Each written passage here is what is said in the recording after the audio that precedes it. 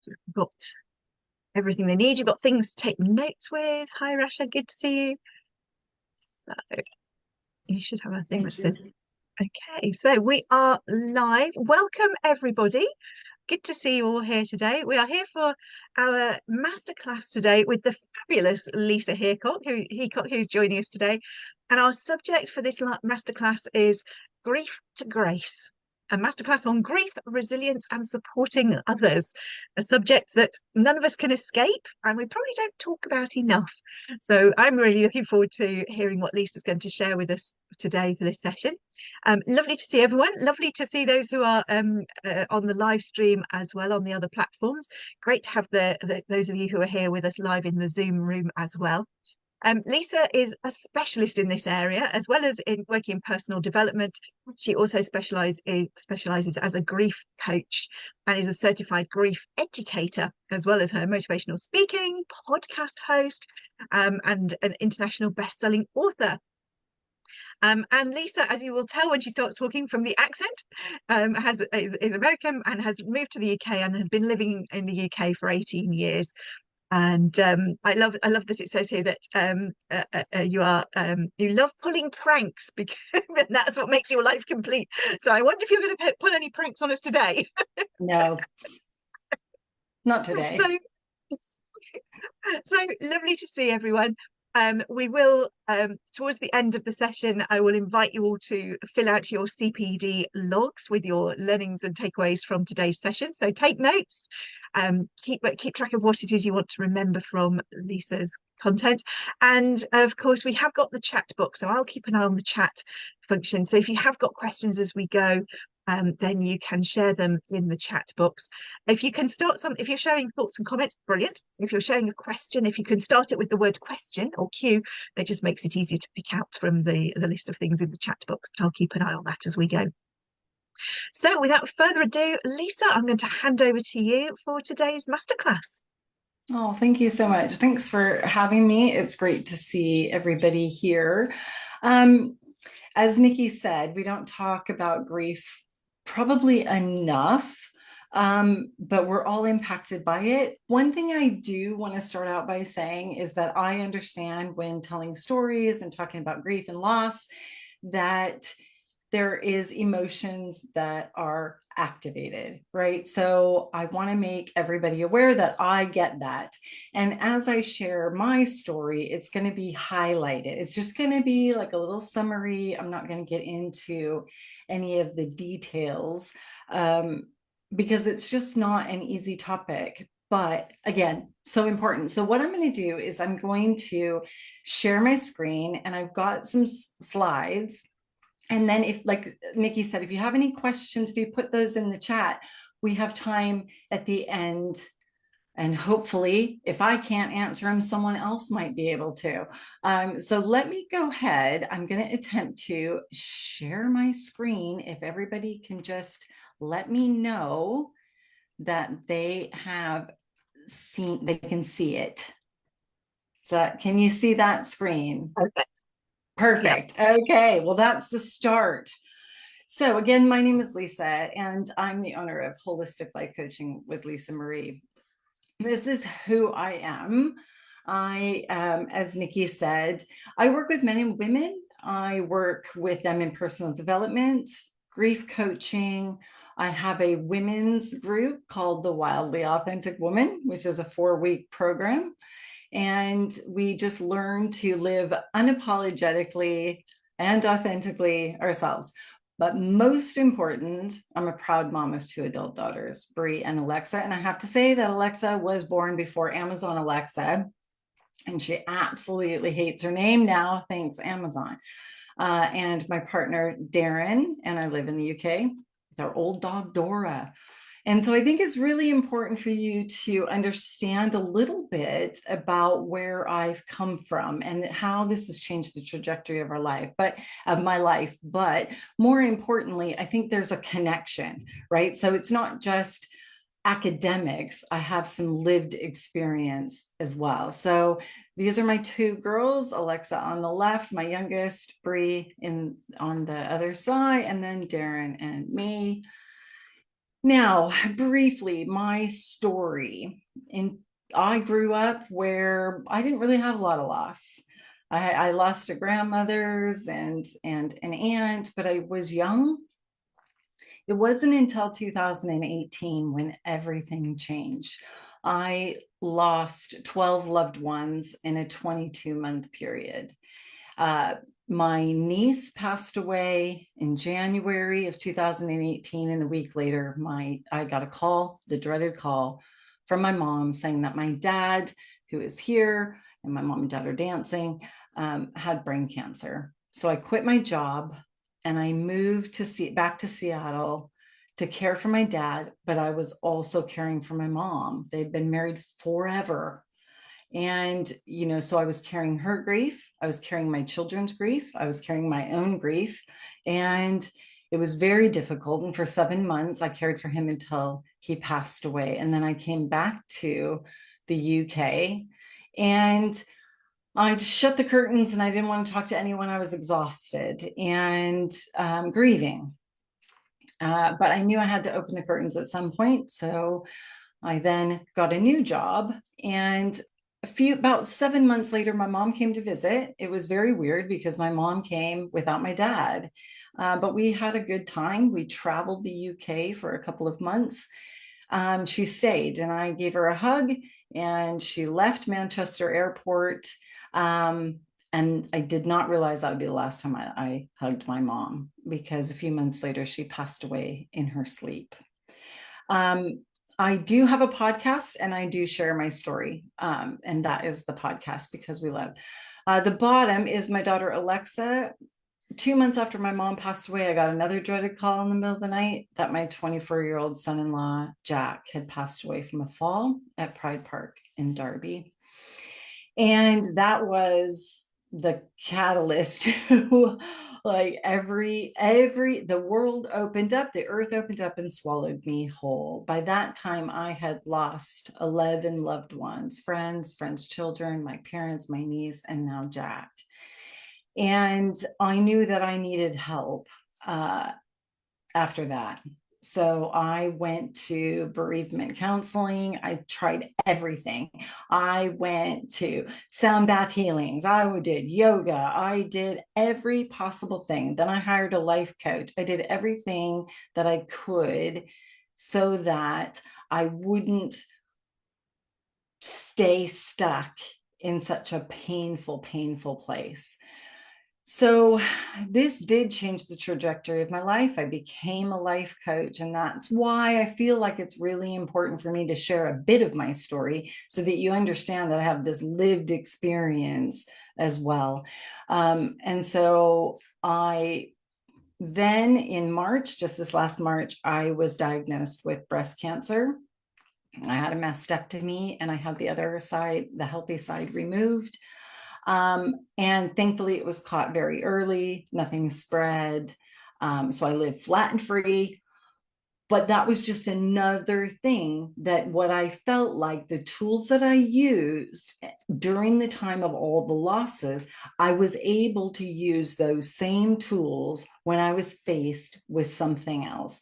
And I want to share this so that we can talk about the different types of loss, the different things that we go through, and how to build resilience, and some of the things that you can try and see if that works for you, if you personally have gone through losses.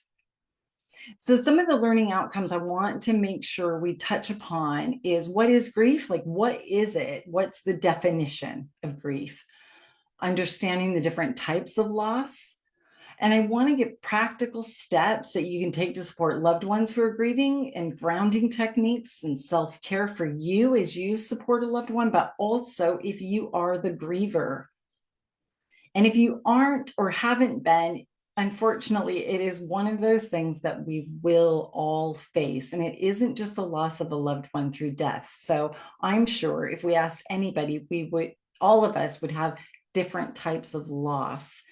And so how to build resilience and self-care into your business plan. So if any of you has a coaching program, or you're a coaching business, or you have any kind of business, and or you're an owner of a company, but also not only building resilience and self-care into your business plan, but it's into your life in general.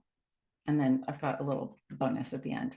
So let's talk a little bit about what is grief.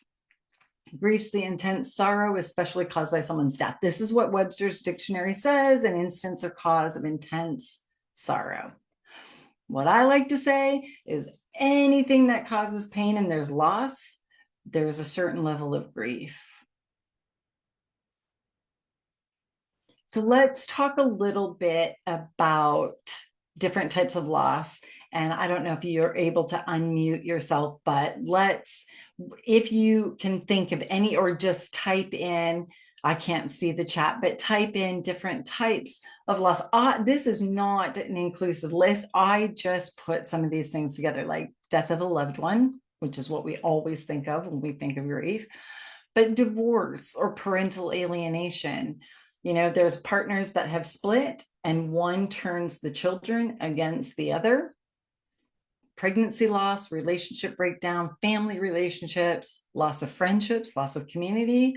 Perhaps you've walked away from a religion or a faith and you've lost a lot of your community, loss of identity, career, finances, health. You've lost your independence. When I moved from Seattle to the UK, I was grieving the loss of my friendship, my community, everything I knew. I would sit in an office and people were talking and laughing, and I literally had no idea what any of you were saying. I was like, I know you're speaking English, but I don't understand what you're saying. So I've learned. But there's this idea that when we actually move cities or states or countries, there is a loss. One thing we don't talk about is empty nester. I don't know how many of you whose children have moved away and you're like, now I have to live with a boy, or now I'm just by myself. Like, what is this? I've only known being a mom. All of my energy went into that. And then they have the nerve to like leave you. It's just, I know that's what we told them to do, but it's difficult. I have a lot of friends who've lost pets, and I think we tend to not think of grief as much when it comes to an animal, but my God, it is so painful. So loss of dreams, loss of possessions. And I just wonder, is there any other types of loss that you can think of that I didn't cover? I think everything that I'm thinking of is on that list in some shape or form. And it really does highlight what a whole variety of ways in which we can experience loss and end up grieving for something or someone. And I like that you've included the loss of dreams, because when you're on one path and you end up changing direction, especially if that wasn't your choice, you grieve the future that might have been. And we know that's a part when we lose relationships, that we grieve for the future we might have had with that person. But actually, it's any of those things that change direction, isn't it? Yes, indeed. Absolutely. I had a client who she was a rugby player, and she had an injury, and that's all she knew as a child all the way up to adulthood, and had a horrible injury and then could not play, and her identity was wrapped up in her sport. So it's a lot bigger when we start to identify and go, oh my God, like it's a lot bigger than what we think. Is there anything else that maybe I didn't put There's no, on there? there's nothing coming through in the chat. For the benefit of those who are watching this on the live stream on the other platforms, they can't see our Zoom chat box. Okay. Yes, good point from Colette. Loss of youth and adventure. So yes, as we get older and we can no longer go on adventures, Mm, that's so good. grieving that I'm loss writing of that youth. down. Yeah. Yeah, I'm writing that down. Yeah, when you get up off the couch, you really, you start to grunt, you know. Yeah, there's a And loss of and I know, youth there. and you've got health on there for women. You get the menopause, and there's a whole shift in identity, and potentially that sort of what might be changes. So that's Yes. obviously a subset under the health heading. Yes, absolutely. Absolutely.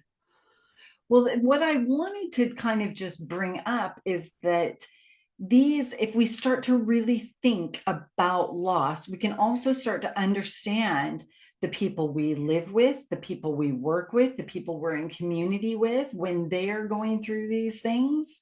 We can identify that actually they might not recognize it as grief. You don't even need to tell them it's grief, but you understand that that's what it is. And or you yourself can now start to go, actually I'm feeling this way because there is loss there. So I just wanted to have you think about right now, and if you want to take a photo of the screens, feel free to do so and think about it later. But I really want it to be interactive. I want you to stop now and kind of think about your own personal life and thinking back at this list and more. Have you suffered any of these losses? Maybe multiple things on that list ring true to you. But what I want you to do is I want you to think back. You might have to go way back or yesterday. What did someone say that was helpful? When they say, what did they say that was helpful while you were going through this loss? Then I want you to think about what was said that was not helpful. I bet that one comes straight to the forefront of your mind. We always remember the things that were said that were not helpful.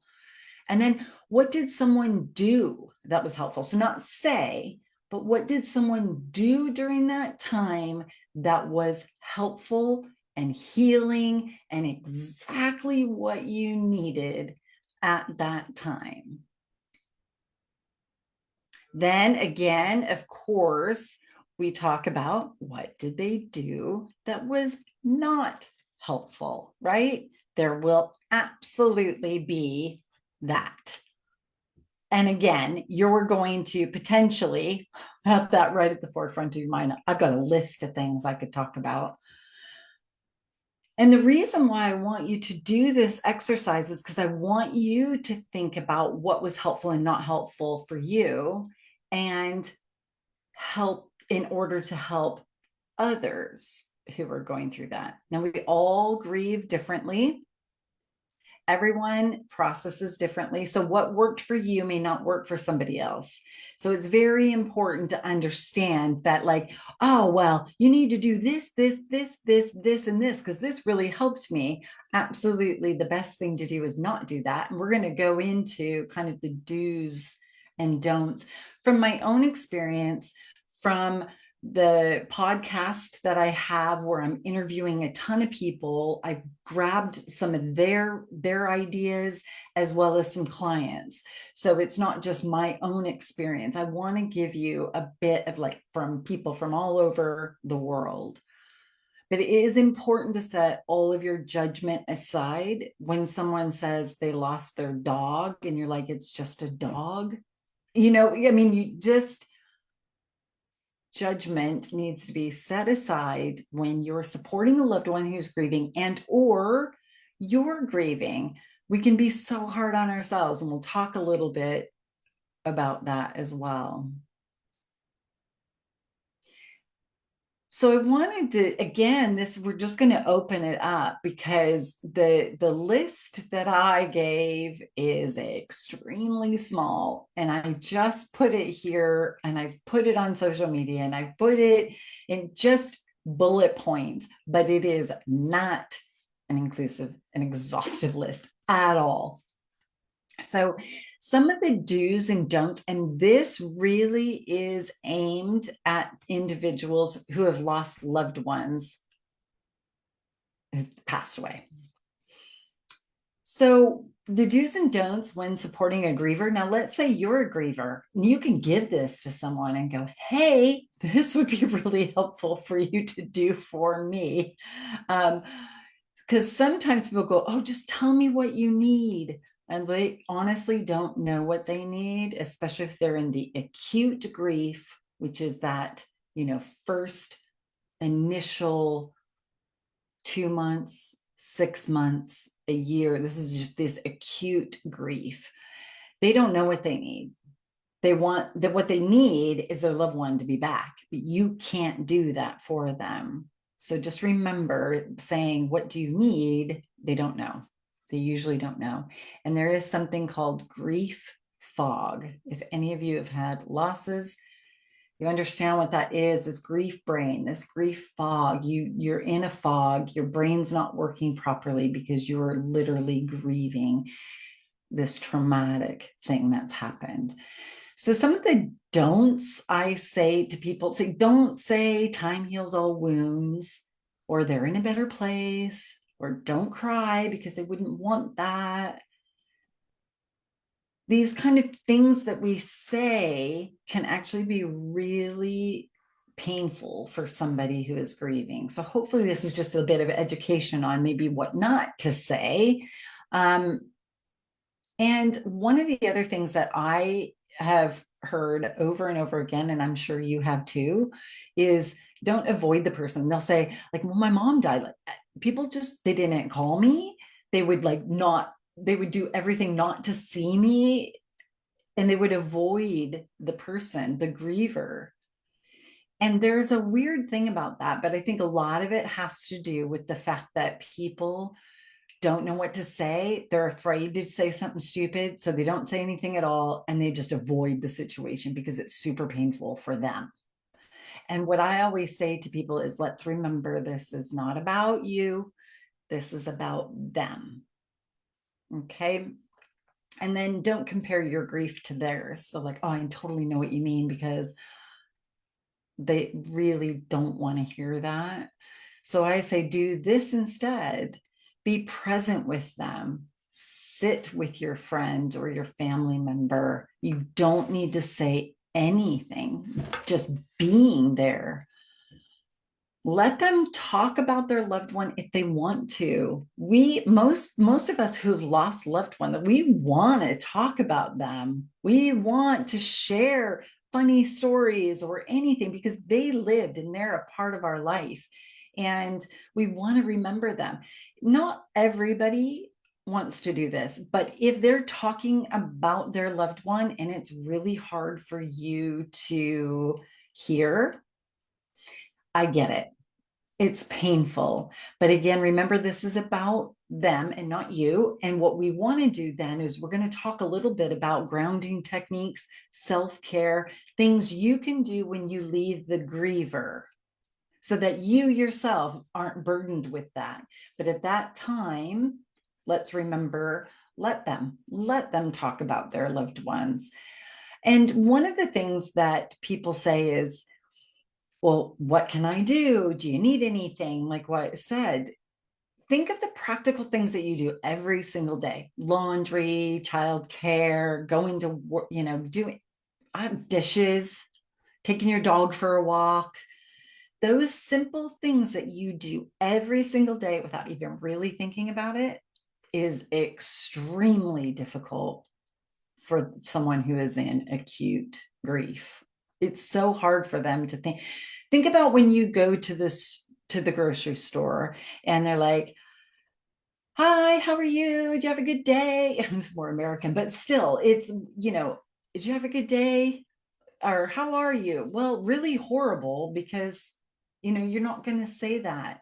It's so think about when they have to go to the bank and they have to go and people are like, how are you? How are you? Hiya, how are you? Oh, like they're horrible. They don't want to talk about it. They don't want to answer it. And so if you're going to the grocery store and you're picking up some food for yourself, hey, Mary, do you need anything? I'm going to the store. Simple things like that will be life-changing. When my dad was dying, this woman came over every couple times a week and did the towels and sheets and laundry and just took the dirty ones and brought the clean ones for months. And that was so helpful. Meals for friends who lost their only son. He was 20, he was one of the 12 that I lost. He was 20 years old. He was killed in a car accident. And I thought, I don't know there's nothing you can say, nothing. So you sit with them and you just let them talk about their loved one. And I thought, well, they probably need to eat. I mean, they probably don't feel like it, but so I put like a meal train together of friends who could just, you come on Tuesday, you come on Thursday, and you just bring some food for them. Whether they ate it or not, I don't know. But the point is we all rallied and fed them.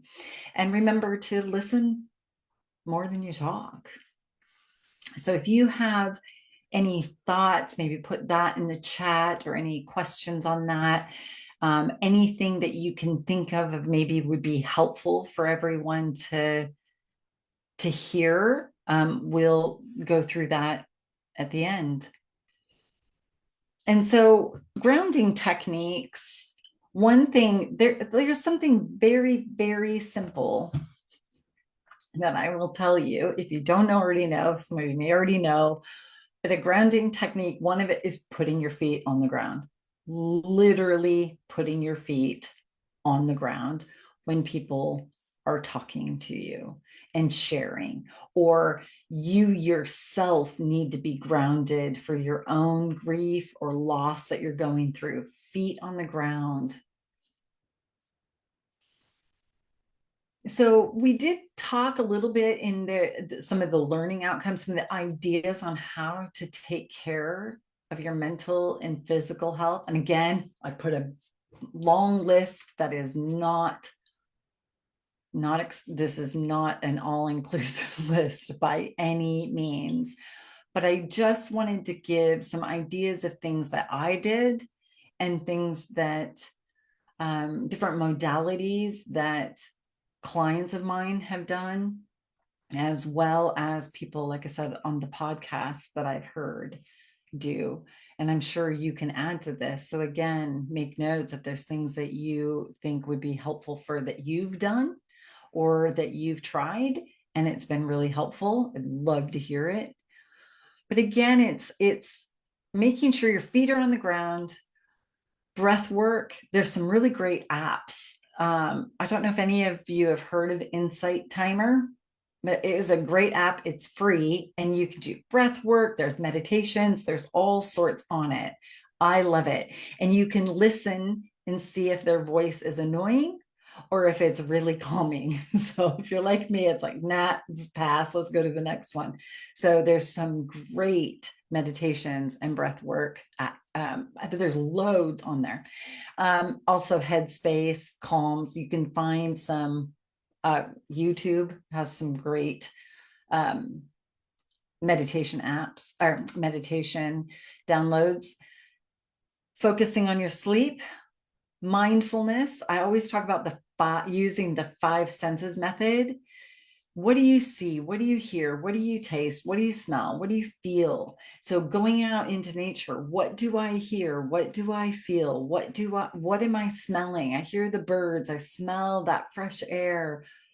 That will take you from either your past or the future and bring you directly into your present.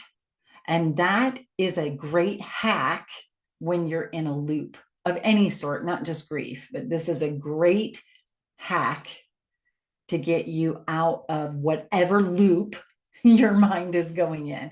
And that includes grief. So exercise, nutrition, all of those things that we also know. But listen, I put in blast upbeat music. There is nothing better than listening to Whitney Houston. I want to dance with somebody when you're really bummed out. So this is, do something that will lift your spirit even for a moment. So this is not only for you if you're grieving any type of loss, but if you've come away from a griever and you just need to release. Cleaning, that would be me, but gardening is not me. But if you're a gardener, something you enjoy, hire a therapist, hire a coach. That third party person that isn't related and isn't a friend is real. That was huge for me. That was massive for me. The other thing that was incredibly, I would say that hiring a therapist and then my life coach. But then the next one The next two were absolutely key in my healing. I will never be over the losses, but this has helped me process, right? So ensure you have loving, healthy support system. Anybody who is an energy draining vampire, you know, those type, I'm sure you've got the names in your head already, set them aside and or completely off the curb. Yeah, it may sound harsh, but you have to protect your energy. And that for me was key. So I hired professionals and I got rid of anybody who was toxic or draining my energy. Get out in nature, book a spa, take a bath, listen to music, yoga, do something you enjoy, laughter. Humor is a huge part of my value system. And if something's too serious for too long, I need to look for something. So maybe you're like me, and that losing 12 loved ones in a 22-month period is pretty devastating. So I just watch something funny, or I hang around my friends who made me laugh, or, and then I pet a dog, pet a cat, pet animal, but animals can be very healing as well. I mean, my old dog she is not a good therapy dog. She doesn't want to be touched, but find one that's a snuggle dog or a snuggle cat. So these are just some of the ideas, but perhaps you've got a few more. So love to talk about that at the end. And I know we're flying through this, but I really want to spend some time at the end with questions and conversation. So it's not just death by PowerPoint. Now, I don't know, are there some of you who own your own business?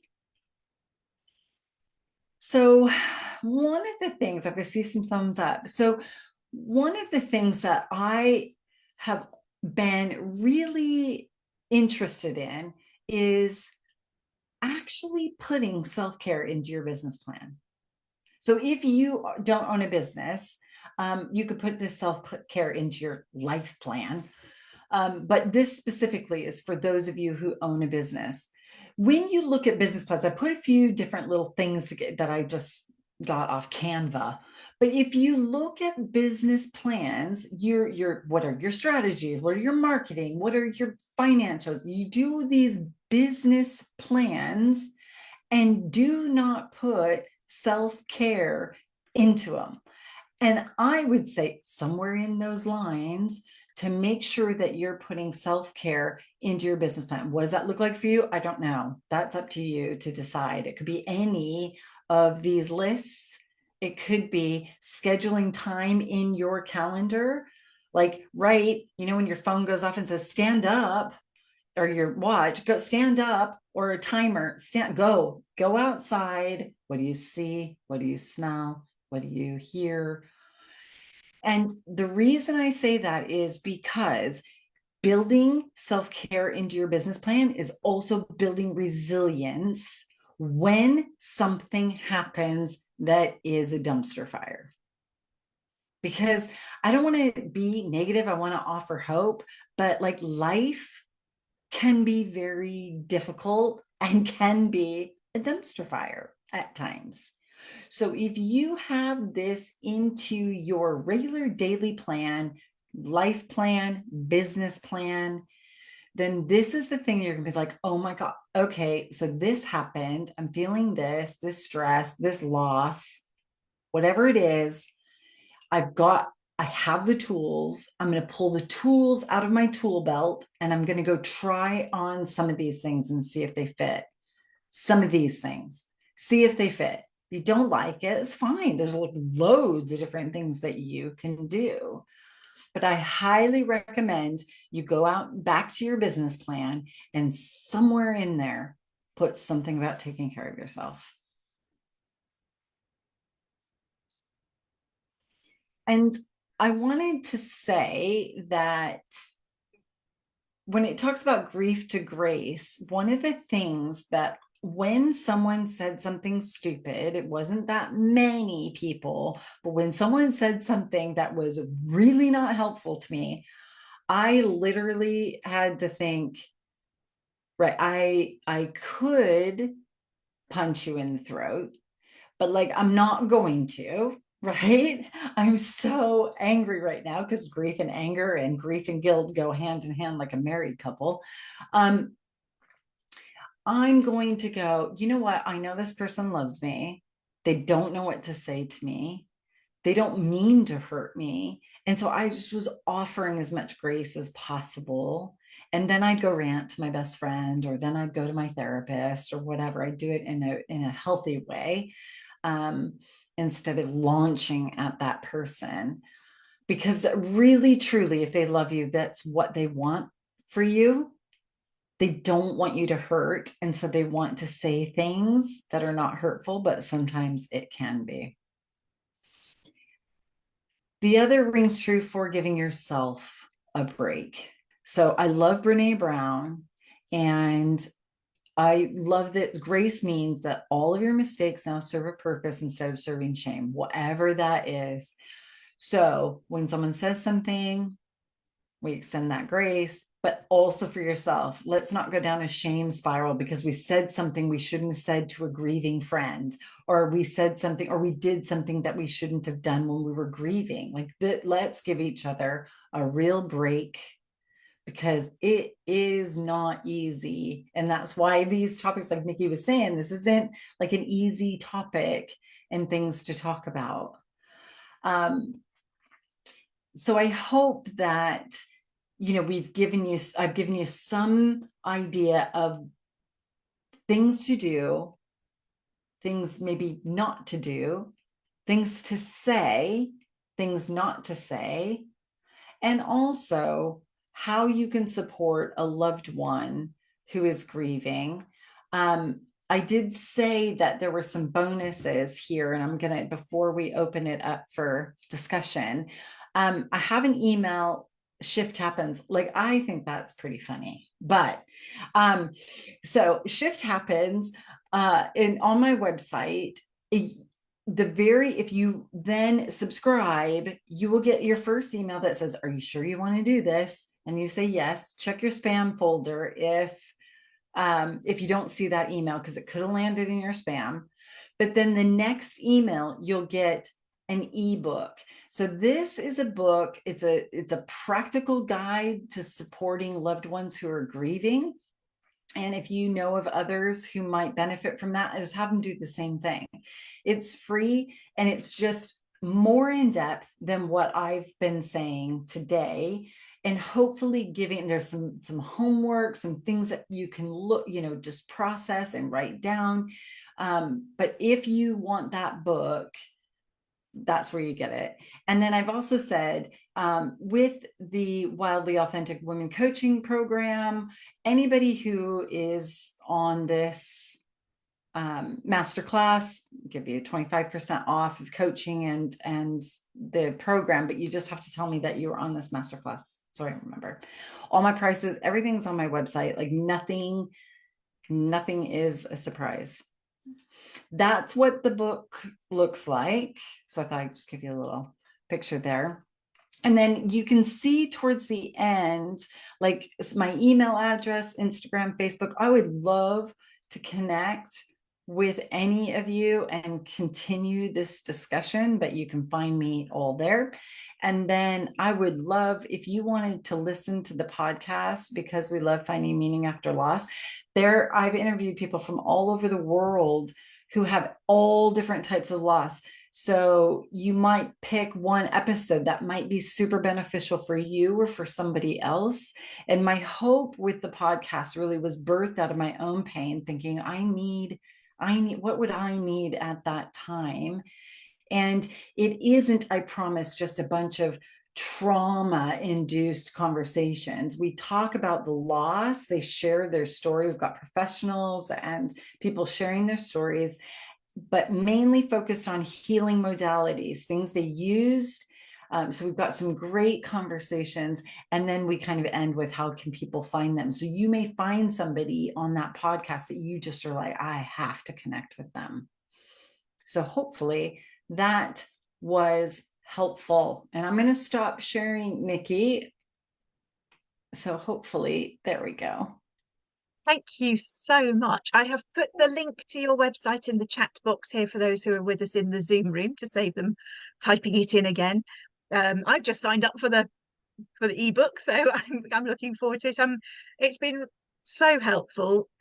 Just thinking about, as you said, what has worked for us in the past, what was helpful, what wasn't helpful, and just being mindful of those things. And I've got a very good friend at the moment who is going through very recent bereavement, so it is very much in that fresh. So I'm thinking all the things that you've shared, how I can support my friend in that. So it's very timely. I Good. was just having a look at the chat box. So Colette made a really good point when you're talking about things that have worked and the self-care. One of the things that she's mentioned as a key part of self-care for her is be patient. Mm, So I think when you were saying give ourselves a break, being yeah. patient with others and with ourselves is really important. Yes, it's so important and so difficult sometimes, especially if you're an impatient person like myself. It's so difficult to do that. But then I think Colette's right. I think sometimes you're forced to, especially if you're the griever, you're just forced to be patient because you don't have any other option, really. Hmm. And yes, things that have helped. I know my piano is my therapy. When you were talking about grounding and self-care, I go and Oh, play my that's great. piano. Yes. That keeps me that gives me I go into a zone and it engages the whole brain so my brain can't think about other things. So good. Um B, would you like to unmute yourself and share your thought? Thank you so much, ladies. Nikki, it's great to see you. And Lisa, it's wonderful to meet you. That was brilliant. I really enjoyed it. And thank you for being so vulnerable and sharing all of that story with us. It was, you're amazing. So thank you. Oh, thank Um, you. I was very interested when I saw the title because I lost my lovely dad back in August, and so it's nearly 6 months now. So all of the things you've said there have been very relatable. But I feel I'm nearly the coordinator of everybody else's grief as well, being the eldest in the family and minding my mom. So it's very important that I put my time in to look after myself as well. But one thing that I found, and I had friends who kind of had me prepared for this as well, who've experienced grief, and it was really nice to hear their experiences to be prepared for what to expect as well, because Daddy wasn't well. But it's the total surprise, isn't it, Lisa, that at times you could be just walking down the street, everything is okay, you're maybe smiling, you're on your way somewhere, and it's like it takes your breath away, doesn't it? That moment, and nothing will stop the tears. It's like the realization that somebody is gone. I find that probably one of the hardest things to navigate, but it's not that it gets easier. We just, I think, accept it a little bit more along the way. Mm. Yeah, no, thank you for sharing that because that is such a good point. What I usually tell people is that it doesn't go away. And sometimes that's why time doesn't heal all wounds. It doesn't heal this wound. It may heal some wounds, but it's not healing this one. And the longer we are without that person, sometimes it gets harder because it's that many years that we haven't heard their voice, we haven't seen them, we haven't talked to them. And so that time heals all wounds is rubbish. It is. But that is such a good point with grief. It will hit you. People talk about it hitting you like a wave, and that's exactly, it's like a tsunami at times when you least expect it, or you hear a song and you're in the grocery store. Like anything can just trigger that, and then that can just hit you. So I totally get that. And that is such an important thing. What I tell people is what we end up doing is we can create a life of passion and purpose around our pain. We can take it with us. We can fully live and we can fully grieve. And those two things can coexist. It doesn't feel like it at first, but as we start to fully live and fully grieve all at the same time, and it does happen and it does exist together. So yeah, but thank you, B. Is that your dad in the back? That's my lovely daddy there, Tom. Ah, Yes, thank Oh, you. beautiful, beautiful. Thank you. Thank you for that, ladies. That was lovely. Thank you. and I think that's a really key point, isn't it? That going back to what you were saying about being kind and giving people a break, giving ourselves a break, is that you can be caught out at any moment. You might think that you're handling things, and then the most unexpected thing becomes a trigger. And I was on a holiday in Florida a few months after my uncle had passed away, and I was in a hire car with a bunch of friends in a big people carrier. There's about 7 of us, and a tune came on the radio, and it just set me off, and I was inconsolable, and I was thinking, I'm on holiday, I'm having a whale of a time, and it was just out of the blue, and it completely caught me off guard. And so I think it's good that we give ourselves, and we give those that we know are grieving, permission to just be how they need to be. Yes, permission, absolutely. And to sit in that, and that's okay. I'm just looking to see that yeah, brain has its memories, both good and bad. So time matters. A comment in the chat. Um, are there any other thoughts or questions? Are there any questions for Lisa about perhaps how to approach how we approach others who are grieving? I think that's something we all have our own experience of grief, or we know perhaps how that has felt in other situations. One of the things that I am in fact, I was asked this just the other day by a mutual friend who said, "Do you think it's okay for me to message and ask if she's okay?" And I think so. I'd love your thoughts, Lisa, on the Ah, talk yes. the griever to a third person. So if a well-meaning friend says, "How are they?" I think, well, why don't you ask them? So rather than talk about the griever, talk to the griever. So I'd love to hear your thoughts on that. Oh gosh, I'm so glad that you said this because um, one of the things that I say to people is send a message, and start out by saying, you do not need to reply.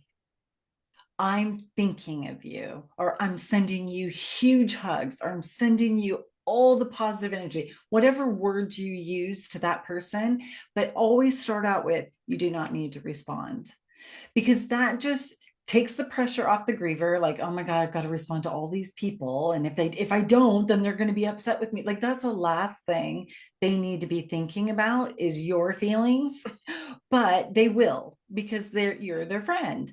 So you just preface it, you do not need to respond, but then they know you're on the peripheral. They know you're there. And it depends on your relationship, of course. You could just drive to their house and open the door if you're close to them like that. But if you're not, then absolutely, like I said, the worst thing you could do is just not say anything. I think that's a really good point. And I like the you don't need to respond, because we were talking about this friend last night. There was a small 3 or 4 friends, and we were up at the church. We had a music rehearsal, and our vicar walked in, and she'd just been to visit this person. She's part of our music group, and of course everyone was asking, how's she doing? And I thought, well, I'm going to message her directly. But of course and somebody said, "Is it okay if we all send her a message?" And she was, "Yeah, yeah." But I think that's that point about you don't need to respond, because if she's got to tell each of us individually how she's doing over and over and over again, rather than just kind of know that we're all thinking of her, then that can be draining. Particularly, I think, in the initial stages where people are hearing the news for the first time, you kind of deal with their grief every time you tell another person that the event has happened. You're getting their grief back at you, which can be absolutely exhausting. And you kind of think, you're dealing with your own grief and then everyone else's each time you tell another person. So something that Absolutely. I found helpful was sharing the distribution of news around everyone, so that you haven't got one person who has to tell everybody. I was thinking, B, when you were saying about you're the eldest looking after your family and your mum, rather than your mum have to tell everyone, if you shared it around the siblings, then different people can let different groups know, and then you kind of share that burden, because it can be so tiring just letting people know and dealing with their reactions each time, each conversation. It's a fresh one. For them, Yeah. it's one piece of news, but for you, it's over and over and over again. And you just reminded me something there, Nikki, and I'm sure other people have experienced this too. And again, how the receiver of the news can be, in their own headspace dealing with their own stuff. But what I found, maybe amusing is not the word to use, but interesting might be the word, how other people took on maybe offense or were upset that they were maybe the third to know, and maybe the 10th to know, and maybe the last to know, and all of that. And it was that I found interesting to kind of go, this is not your stuff, or this is, it's very strange, but everybody's different. It's such a good point, because emotions are so high in families and friends, and like it brings out this just emotion, obviously, because we've all lost somebody, we're grieving, but it's interesting how people react to that. And it is difficult, especially in families, and it is difficult. But it's one of those where, like you said, someone will be offended by something, and it's like, well, ugh. So that's when I get on with my best friend, and I've known her since I was 7, and just rant, be in the therapy session, just ranting, whatever I needed to do to get that out of me. And that's the important part when you're going through a traumatic event, no matter what the loss is. Trauma sits in our body, and grief can sit in our body, and we need to get it out. So whatever tools you need to use to get that out of you, instead of just holding on to it for years and years and years, it's just not healthy. Yeah. Thank you. Thank God I do have my own coach and wonderful therapist that I see. So it is you're right, it's hugely beneficial. Perfect. Yes. Thank you. I think you made a really good point, Lisa, about the person, whether it's coach, therapist, whether it's a paid professional, or whether you've got somebody in your circle that you can talk to, but it's someone who's completely outside of the emotional aspect of it. They haven't got the emotional tie. So they can be that objective person. When our brain's incapable of being objective and sensible, we go to the person who's outside of that circle of emotion. And they can be that touch point when we need one. Indeed.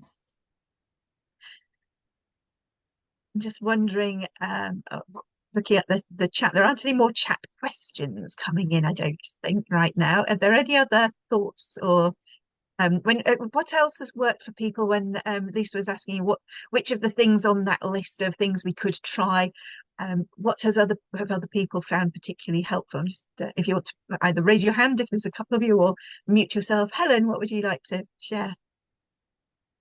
You have to hit the mute button, I'm afraid. Hi. Yeah, so I went through quite a bad relationship breakup. Well, I went through a few, actually. My mum said it takes a while, but you have to kiss a few frogs to find your prince, and that was definitely the case with me. But I had a really supportive friend, and her advice was always look at it as if you're going through a tunnel, and you will come out the other end.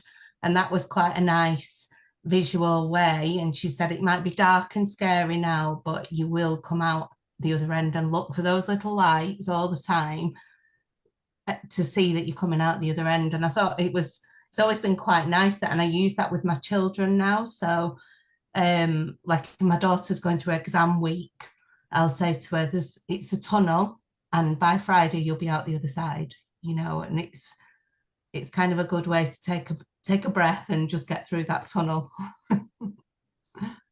So it's such a good analogy. What I didn't say was during that time, I also went through a very amicable divorce, but yeah, totally get that. And the other thing that when you were saying that, I was like, with my daughter who lost the love of her life in front of her, which, again, we're not going to talk about all the trauma because I don't want to take you into that place. But I said, Alexa, just do one thing today. There's so many things you have to do and plan for, and like you can't even think about anything.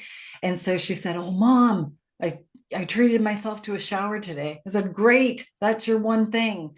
So that's another thing when you're going through that tunnel too, is that sometimes it's just about one thing, like one thing that you just need to do. Don't get overwhelmed by all of the things you have to accomplish. Yeah, definitely.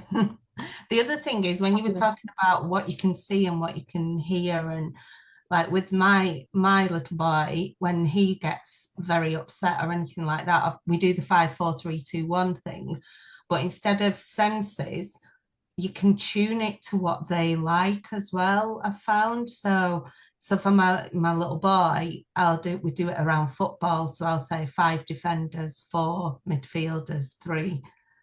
Or you can do it, if somebody's into walking, you can say, right, which mountain, tell me 4 mountains in the Lake District, 3 in the Peak District, that kind of, you can kind of, and that works quite nicely as well. Amazing. Examples. Well, going to the one thing to do today, one thing for everyone to do, as we do with all of our masterclasses, is think about what you want to record in your CPD logs, your continuing professional development logs. So we'll take a minute now to capture what it is that you want to remember for yourselves, which bit's been particularly useful from the masterclass today, and what it is that you want to make sure what action you want to take as a result, because we know the return on investment comes from putting it into practice. We've heard some really useful things we've taken, and those questions that Lisa posed for us to consider for ourselves: what works, what doesn't, what are we doing, or what will we do next as a result of this masterclass, to make sure that you take some of what you have heard and put it into practice. So if you want to make sure you note a few things in your log, obviously, if you have got your log, you can go to the members area and download one if you haven't already done so. Wherever you are recording your learnings, your learning activities, just take a moment now to capture. And if you want to share in the chat for Lisa and I some things that you are taking away for what it is that you want to, what's been particularly useful or particularly timely, as particularly help for me, it was that recognition of the huge long list of types of grief, types of loss rather, and recognizing that we can be sent into a state of grief from all sorts of things can trigger that state of grief. And the other thing, which was build self-care into your business plan. As the head of coaching, the head of business of coaching at the IAPC&M, I talk a lot about the business side of being coaches and how we have successful businesses. And I have completed a mental health first aid course for my own benefit in my own business, but actually making it a conscious part of the business plan, the culture, on the cultural side of things, how we look after the people, the self-care aspect of it is one of my takeaways, is to go and check my business plan and go, what have I actually put in there about self-care and the importance of being mindful of these things. Fantastic. Right, loads of notes. Colette has had to go. She's saying thank you. Thank you, ladies. I have to leave as well. I have a Zoom client now, but I really enjoy that, and I'll fill in and I'll connect with you, Lisa, on social media and stuff like that. So thanks. Bye, everybody. Absolutely. Thanks a million. It's lovely to see you, Bea. You too, Nikki. Take care, love. Thank you. Bye-bye. And so so takeaways. Any last thoughts, comments, or questions before I end the live stream? Okay, well, thank you ever so much, Lisa, for sharing your insights. Thank you for being so open with your personal experience as well. It's always reassuring to know that those who have the lived experience are in a good place to share it with the rest of us. So thank you for being willing to share some of your story as well, and some really practical tips and advice. I'm hoping that everybody has taken away. I've got pages of notes on my computer. So and of course a reminder to everyone to go and check out the Lisa's website. Sign up for the ebook if you want it. Go and listen to the podcast. I'm going to go and hunt down the podcast when this is finished. and do connect with Lisa. If for any reason you can't find Lisa, then you can contact us at IAPC&M, and our fabulous administrator will be able to connect you as well. So thank you all very much. I am going to end the live stream. So goodbye to those who are watching us on the other channels.